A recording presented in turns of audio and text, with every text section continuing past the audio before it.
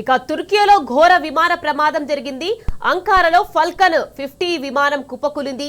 ఈ ఘటనలో Libya army chief Ali సహా 8 మంది మృతి చెందారు. సైన్యాధ్యక్షుడి మృతిని లిబియా ప్రధాని అబ్దుల్ హమీద్ ధృవీకరించారు. అయితే రన్వే పై నుంచి టేక్ ఆఫ్ అయిన కొద్దిసేపటికే ప్రమాదం జరిగినట్టు తెలిపారు అధికారులు. జెట్ బయలుదేరిన 42 నిమిషాలకు విమానంతో సంబంధాలు తెగిపోయినట్లు పేర్కొన్నారు.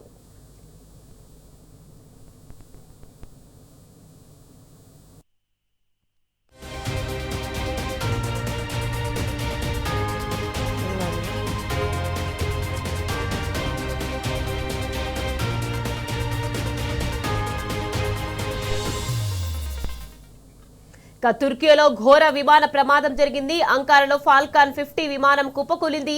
ఈ ఘటనలో లిబియా ఆర్మీ చీఫ్ అలీ సహా 8 మంది మృతి చెందారు. సైన్యాధ్యక్షుడి మృతిని లిబియా ప్రధాని అబ్దుల్ హమీద్ ధృవీకరించారు. అయితే రన్వే పై నుంచి టేక్ ఆఫ్ అయిన కొద్దిసేపటికే ప్రమాదం జరిగినట్టు తెలిపారు అధికారులు. జెట్ బయలుదేరిన 42 నిమిషాలకు విమానంతో సంబంధాలు తెగిపోయినట్టు పేర్కొన్నారు.